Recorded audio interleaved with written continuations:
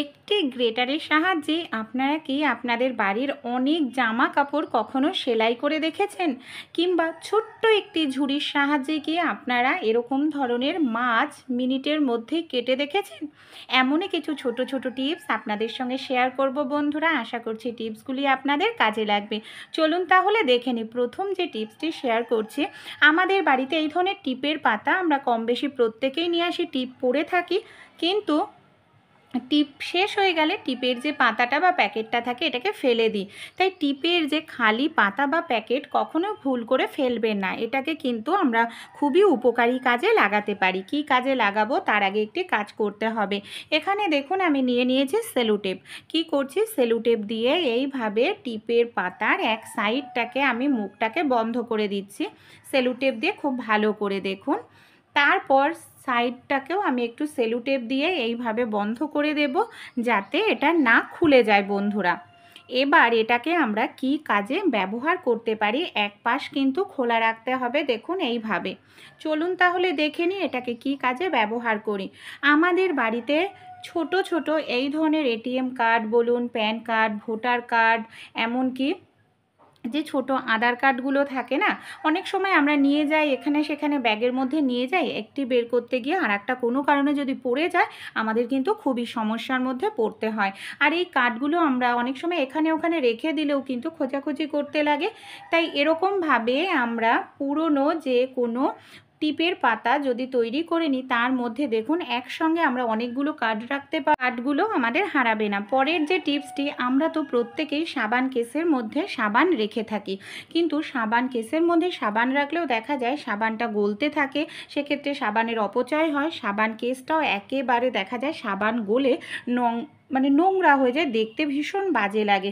তাই এইভাবে সাবান না রেখে আমরা যদি একটু বুদ্ধি খাটিয়ে রাখি, তাহলে কিন্তু সাবান কেসটাও নোংরা হবে না, সাবান খুব দ্রুত শুকিয়ে যাবে। এখানে আমাদের নিয়ে নিতে হবে দুটো রাবার ব্যান্ড এইভাবে সাবান কেসের ওপর দেখুন আমি এইভাবে পরিয়ে দিলাম। এবার এটাকে কি করব বন্ধুরা, আমরা যখন ভেজা সাবান এই সাবান কেসের ওপর রাখবো, এই যে গার্ডার দুটোর ওপর সাবানটার মধ্যে হাওয়া বাতাস লাগবে, এমনকি খুব অল্প সময়ের মধ্যেই সাবানটা আমাদের শুকিয়ে যাবে, যার কারণে সাবানটা গলবে না আর সাবান কেসটাও কিন্তু নোংরা হবে না। আশা করছি টিপসটি কাজে দেবে। চলুন পরের টিপসটি আমরা দেখে নিই। পরবর্তী যে টিপসটি, এই ধরনের কাচের যে বোতলগুলো বা জার থাকে, আমরা নানা রকম জিনিস রেখে থাকি, কারণ কাচের জারের মধ্যে জিনিস রাখলে জিনিস কিন্তু ভালো থাকে। কিন্তু একটি সমস্যা দেখা দেয় কি, অনেক সময় এর প্যাচটা কেটে যায়, আর প্যাচ কেটে গেলে ঠিকঠাক মতো লাগানো যায় না ঢাকনা, হাওয়া বাতাস ঢুকে ভেতরের জিনিস নষ্ট হয়ে যায়। তাই কিভাবে আমরা আবার ইউজ করতে পারি যাতে ঢাকনাটা খুব টাইট করে আটকাবে, এমনকি ভেতরে থাকা জিনিসও নষ্ট হবে না বন্ধুরা। এর জন্য না আমাদের যে কাজ করতে হবে, নিয়ে নিতে হবে সামান্য পরিমাণ একটু সেলোটেপ। আমি এখানে যে কাচের জার নিয়েছি, জারটার মুখে আমি এইভাবে সেলোটেপ লাগিয়ে দিলাম। এবার আমি ঢাকনা আটকে দেখাচ্ছি, দেখুন কত টাইটভাবে আমাদের ঢাকনাটা আটকে যাচ্ছে। এইভাবে আপনারাও যদি প্যাচ কেটে যায় বোতলের, সেলোটেপ লাগিয়ে নেবেন, তারপর ঢাকনা আটকাবেন, একেবারে টাইট হয়ে যাবে, সহজে কিন্তু আর খুলবে না, হাওয়া বাতাসও ঢুকবে না। কিন্তু মাঝে মাঝে অবশ্যই সেলোটেপটাকে চেঞ্জ করে নতুন সেলোটেপ লাগাতে হবে, তাহলে কিন্তু ঢাকনাটা এরকমই এয়ারটাইট থাকবে। পরের যে টিপসটি বন্ধুরা, চা আমরা কম বেশি প্রত্যেকেই খাই, খেতে পছন্দ করি। অনেক সময় দেখা যায় চা বেশি ফুটে গিয়ে শুকিয়ে যায়, চায়ে মিষ্টির পরিমাণটা বেশি হয়ে যায়, বা ভুলবশত কারণে আমরাও অনেক সময় বেশি পরিমাণ মিষ্টি দিয়ে দিই।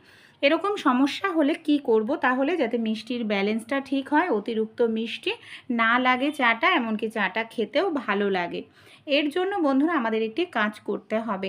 আমাদের প্রত্যেকের বাড়িতে লোহার ছুরি থাকে, অবশ্যই ছুরিটাকে ধুয়ে পরিষ্কার করে নেবেন, যাতে জং ধরা ছুরি না হয়। ছুরিটাকে খুব ভালো করে এখানে গরম করে নিতে হবে। গরম করা ছুরিটাকে চায়ের মধ্যে এইভাবে দিয়ে দেবেন, দেখবেন সঙ্গে সঙ্গেই যে চায়ের অতিরিক্ত চিনি ছিল, মিষ্টি ভাবটার ব্যালেন্সটা ঠিক হয়ে যাবে, এমনকি চা থেকেও কিন্তু একটি তন্দুরি ভাব চলে আসবে, বা গন্ধটা অনেকটা তন্দুরির মতো লাগবে, খেতে কিন্তু ভালো লাগে। ছোট্ট টিপসটি আপনারা করে দেখবেন, অনেকক্ষণ ছুরি রাখার প্রয়োজন নেই, 1-2 সেকেন্ড রেখে দেবেন গরম ছুরি। পরের যে টিপসটি শেয়ার করছি বন্ধুরা, মাছ নিয়ে। মাছ কাটতে কম বেশি আমাদের প্রত্যেকেরই অসুবিধা হয়, বিশেষ করে যদি এই ধরনের ফলি মাছ হয়। তা আপনারা কি কখনো মাছ দিয়ে মাছ কেটেছেন? দুটো পদ্ধতি শেয়ার করব, খুব দ্রুতই মাছ কেটে নিতে পারবো। ফলি মাছের মুখটার ধার থাকে কিন্তু ভীষণ, দাঁতগুলো ছুঁচলো হয়, তাই আপনারা আঙুল দুটোকে এইভাবে কানকোর মধ্যে যদি ঢুকিয়ে নেন, তারপর উল্টো দিক দিয়ে যদি একটি মাছের মুখ দিয়ে আরেকটি মাছের মুখ এইভাবে বন্ধুরা কাটতে থাকেন, দেখবেন আপনারা খুব দ্রুত মাছের আঁশ ছাড়িয়ে নিতে পারছেন। কারণ ফলি মাছ, চিতল মাছ এই ধরনের মাছে কিন্তু প্রচুর আঁশ থাকে, ছাড়াতে অনেকটা সময় লাগে। কোনো রকম বটি বা ছুরির আপনাদের প্রয়োজনই পড়বে না, আপনারা খুব সহজেই এই পদ্ধতির মাধ্যমে মাছের আঁশ কিন্তু ছাড়িয়ে নিতে পারবেন। দেখুন কতটা সুন্দরভাবে মাছের আঁশ আমার এক পাশ ছাড়ানো হয়ে গেল, আমার কিন্তু 1 মিনিটও সময় লাগলো না। মাছের যে উল্টো দিকটা আছে সেটাকেও একইভাবে আঁশটা ছাড়িয়ে নেব। মাছের আঁশ দেখুন বন্ধুরা একেবারে কিন্তু পরিষ্কার হয়ে যাচ্ছে, তাই আপনারাও যে মাছে প্রচুর পরিমাণে আঁশ রয়েছে, ফলি মাছ বা চিতল মাছ, এই টিপসটি অ্যাপ্লাই করতে পারেন। আরও একটি টিপস রয়েছে বন্ধুরা মাছের আঁশ ছাড়ানোর। আমাদের বাড়িতে যে এই ধরনের ছোট ছোট ঝুড়ি থাকে না, এরকম ধরনের ঝুড়ি না থাকলে আপনারা কিনে নেবেন, যে কোনো মাছের আঁশ আপনারা কয়েক মিনিটের মধ্যেই ছাড়িয়ে নিতে পারবেন, সময় লাগবে না। ঝুড়ির ওপর রেখে মাছটাকে এইভাবে উল্টো করে শুধু একটু টানবেন, উল্টো করে টানলেই দেখবেন এই ঝুড়িটা না একটুখানি ধারযুক্ত হয়। ধার হওয়ার কারণে কিন্তু বন্ধুরা খুব দ্রুতই আপনারা মাছের আঁশ ছাড়িয়ে নিতে পারবেন। দেখুন কত সহজে পরিষ্কার করে নিলাম। এবার আমি কিন্তু কোনো রকম ছুরি বা বটি ইউজ করব না, একটি কাঁচি নিয়ে নিয়েছি, কাঁচির সাহায্যে আমি মাছের কানকো দেখুন এইভাবে কেটে নিচ্ছি, মাছের যে ডানা রয়েছে ডানা দুটোকেও এইভাবে কেটে নিচ্ছি, এমনকি লেজও এইভাবে কেটে নেব। তারপর আপনারা যদি চান পেট কাটতে পারেন, এইভাবে পেট কেটে পেটের নোংরা আপনারা বের করে নিতে পারেন। দেখতে পাচ্ছেন কত সহজেই আমরা কিন্তু মাছের আঁশ ছাড়িয়ে মাছটাকে কেটে নিলাম, এর জন্য আমাদের কোনো রকম ছুরি বা বটির প্রয়োজনই পড়লো না। তাহলে এই ছোট্ট টিপসটি বন্ধুরা আপনারাও অ্যাপ্লাই করে অবশ্যই দেখবেন, আশা করছি টিপসটি আপনাদেরও উপকারে আসবে। চলুন তাহলে পরবর্তী যে টিপসটি আছে সেই টিপসটি আমরা দেখে নিই।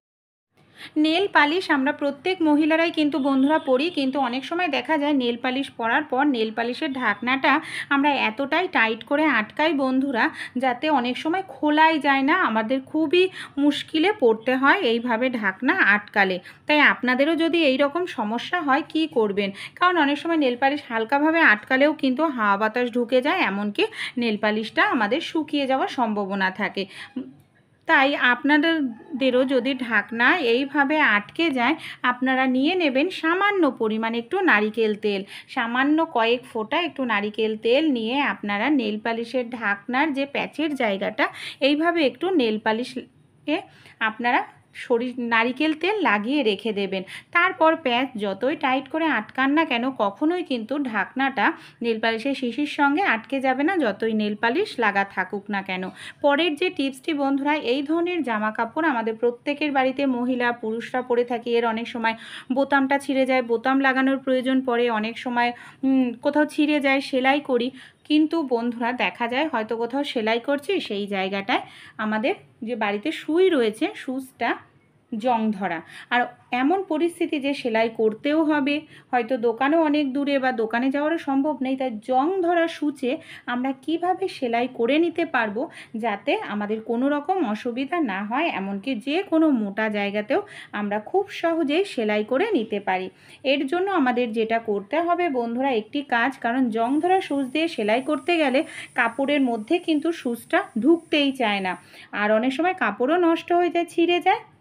আমাদের প্রত্যেকের বাড়িতেই কিন্তু বন্ধুরা গ্রেটার থাকে, একটি গ্রেটার নিয়ে নেবেন, গ্রেটারের ওপরে এইভাবে আপনারা সূচটাকে একটুখানি কয়েক সেকেন্ড ঘষে নেবেন। এইভাবে সূচটাকে ঘষে নিলেই যে সূচের গায়ে জংটা লেগে রয়েছে না, জংটা দেখবেন খুব সহজেই আপনাদের উঠে যাচ্ছে। দেখুন, আর সূচের মুখটা যদি ভোঁতা থাকে এইভাবে গ্রেটারের ওপর ঘষলে সূচের মুখটাও কিন্তু একেবারে স্মুথ হয়ে যায়।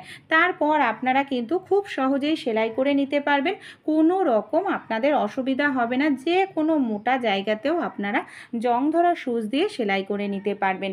তাহলে এই ছোট্ট টিপসটি আপনাদের ভালো লেগে থাকলে অবশ্যই অ্যাপ্লাই করে দেখবেন।